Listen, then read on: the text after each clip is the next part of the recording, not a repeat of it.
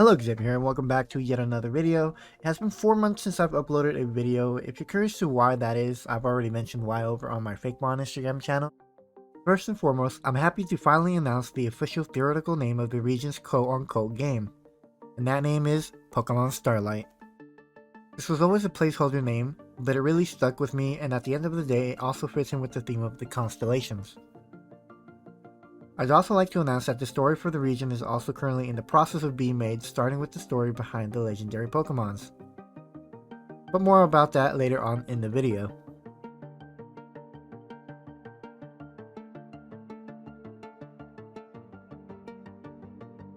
During the time I was away, I was not just idling by doing nothing. One of the many things I was doing was actually working on organizing a fake dex for the region, as well as doing a lot of research and studying. This was to help me get organized, as that's one of the reasons why I don't post too often. Another thing that I also worked on is the idea of reworking and redesigning FAKEMONs and ideas as well. I've also put some of those ideas into the recycling bin just in case I want to use them in the future. The Pokemon that got redesigned and reworked will be talked about whenever I release a video on those Pokemon, but I do want to mention that 2 of the reworked and redesigned Pokemon are in this video. Now, as for the FAKEMON today, I'll be showing you guys a total of 6 new Pokemon, and from those 6 Pokemon, 2 of them are reworked designs from FAKEMON that I already showed you guys in the past.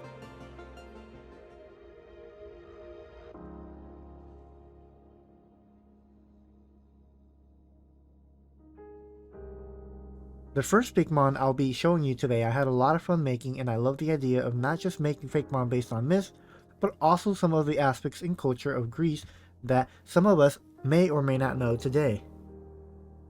At the start of March, the people of Greece have a tradition of wearing a bracelet called the Martis bracelet, which roughly translates to March bracelet. It's made with red and white threads that they wear to avoid the first unexpected sunburns of spring. Nowadays, for extra protection, they incorporate the evil eye into the bracelet, which protects against evil and even sickness. After reading all of this, I thought it would be an amazing idea for a Pokemon. Drawing this Pokemon was a simple task, as it had a very simple design, but a strong meaning behind it. I added the evil eye as its main body and the arms as its red and white threads.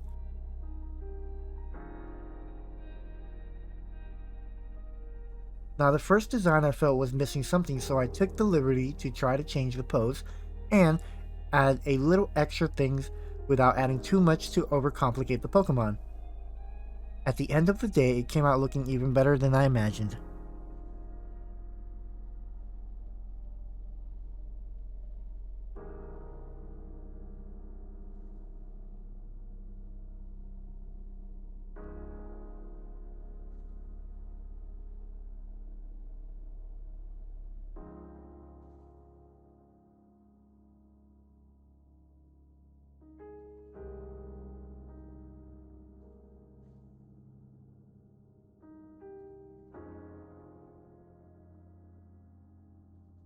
Matisma, the Spring Charm Pokemon. Matismas are friendly and love hanging on trees. They're often mistaken as berries by both Pokemon and people. Folks also believe Martis bring good luck, and when found in towns, it's believed to bring good luck and fortune in the upcoming spring. They tend to latch on people's wrists when they're sick in order to support healing them.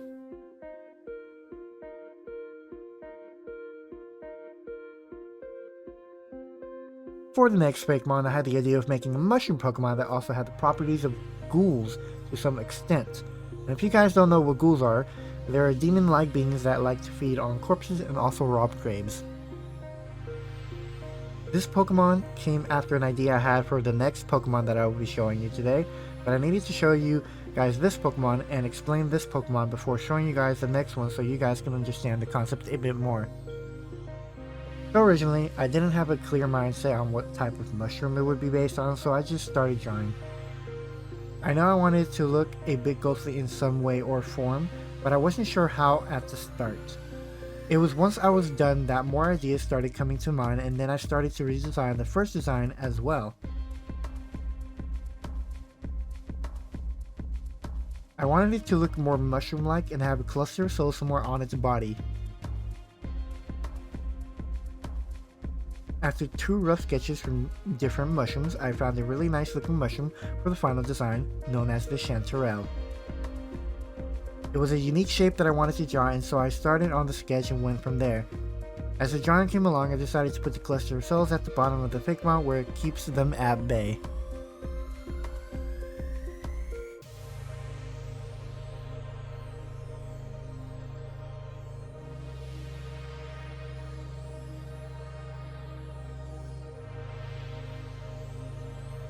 Chanteghoul, the ghoul fungi Pokemon. It lies in wait underground to shoot spores at any wasp that go near its mushroom. Its mushroom has a very sweet aroma that attracts bug types. Its main diet is the souls of wasps that have fallen to its aroma. It stores souls under it, keeping them from escaping. If you're close enough, you can hear the howling of the souls.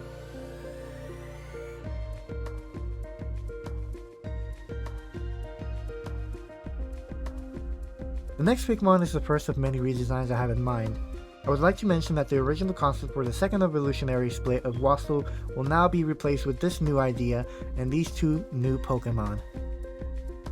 Still a wasp, but with some interesting research and some ideas coming to mind, I decided to take away the blaster wasp idea I had at first for the new and more thought out idea. This new idea is based on a certain event that happens when a wasp gets infected with fungi spores, where the fungi takes control of the brain in order to lay eggs and spread more of its fungi around. With this idea in mind, that's when I had the idea of making the last Pokemon an included part of the evolutionary line of Wastel in some way or form. Their first rough sketch idea was that it would be the shell of its former evolution and that you can see the fungi on its back start to form. Of course, the bug being dead, the body starts to decompose in some parts as the fungi makes its way to the brain. This idea was nice, but it felt incomplete, so I started on yet a new sketch to further push myself to make it better. For the next final design, I decided to keep the idea of the fungi on its back, as that's one of the visual cues you see on a wasp that has been taken over by fungi. Instead of a husk of its former form, I decided to make it into a larva, which is how wasps are born. There's still some form of decay on the body on its end, but I made it less prominent than its first design.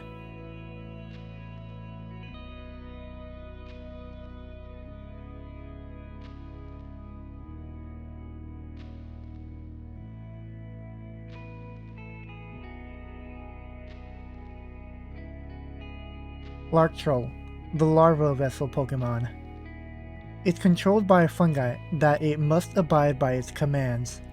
Its soul seeks out salvation in order to escape the shell of its former body. The fungi tends to be aggressive towards Pokemon, but not towards people. Despite its appearance and its habits, trainers still love training this Pokemon due to its incredible grasp of human emotion.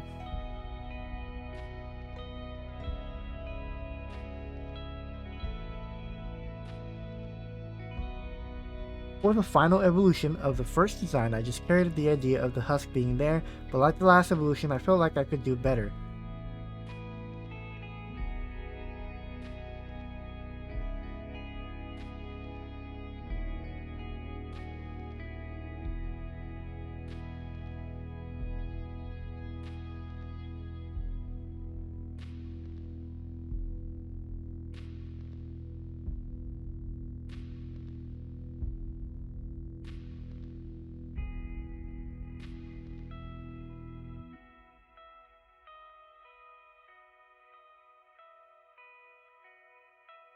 I wanted the final form to have some more ghostly vibes than its last evolution, so I decided to have the mushroom ghost clusters on it to show the complete takeover of its brain.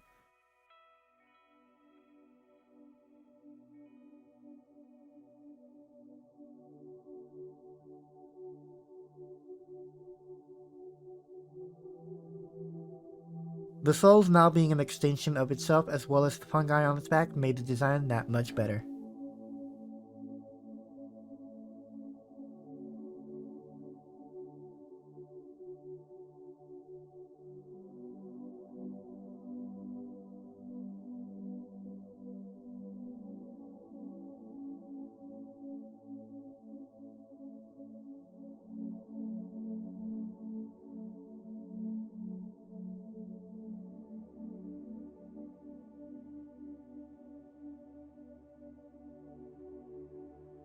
Waspite, the possessed wasp Pokemon. It sucks the souls of Pokemon it doesn't favor and keeps them forever in its cluster of souls. Horrible howling can always be heard from it, and people tend to feel sorrow and misery. Waspite can take the will to live of any living being. This gives it joy. It feels kinship with other ghosts and poison types. If touched by it, you will feel vast anguish.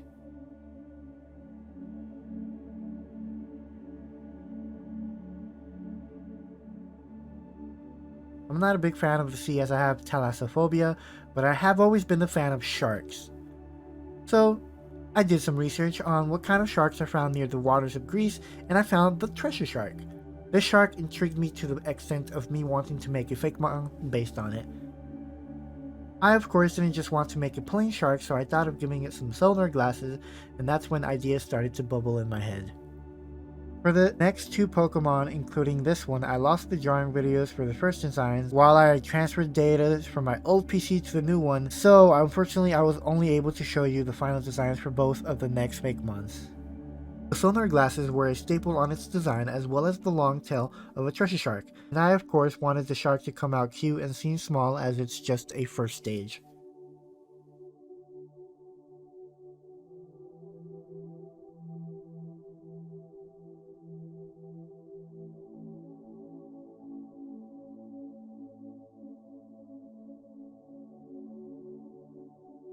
Tasia, the sonar shark Pokemon. It uses its sonar-like goggles to see in pitch darkness. The gills glow in the dark in a sonar-like pattern, and some say that is also how it locates food. They're tame but are hard to catch off guard and can be angered if bothered. They can jump up over the surface of the water about 50 feet into the air, and they do it in order to have fun.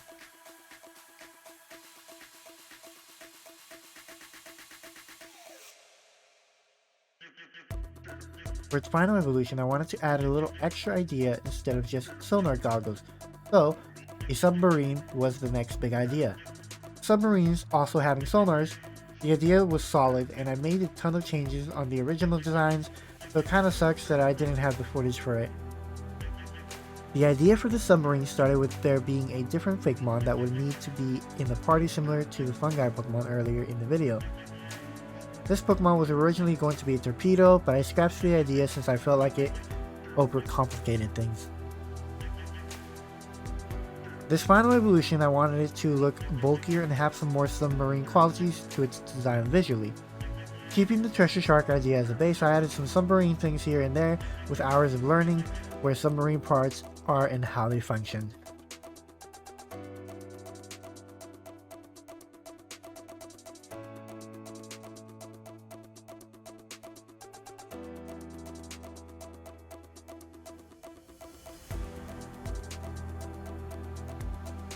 Thrasiakos, the submarine shark Pokemon. It's able to dive to the deepest oceans and jump to the nearest clouds. With its long whip-like tail, it catches food and enemies by surprise. Its advanced sonar abilities allow it to detect prey and enemies from miles away, without it being spotted.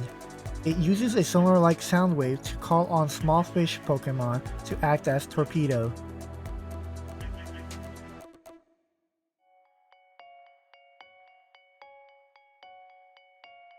Those are the 6 new Fakemon for the Constella region for today's video. But like I said over on Instagram, I have also made the designs for the legendary Fakemon of the region. These 2 will be revealed in a different video though, as I'd like to tell their origin story in the video along with the designs. Now before I head out, I want to thank everybody and everyone that has stood by me, waiting for me as I took my time to post the video. I can't do this without the support you viewers and commenters give me, and just knowing that there are people out there that like the Fakemon or art style I draw in gives me hope for the future I seek for me and this channel. I also want to mention that next week I'll be away because I'll be going to an anime convention called Anime Matsuri. I plan on recording as much as I can so I can post the video here so that you guys can have some fun seeing what events unfold and see cosplay of anime fans such as myself. Thank you guys for your patience again, and I look forward to reading your comments on today's video as it can help me improve upon my video editing and drawing skills. Thank you guys so much, and I'll see you in the next video.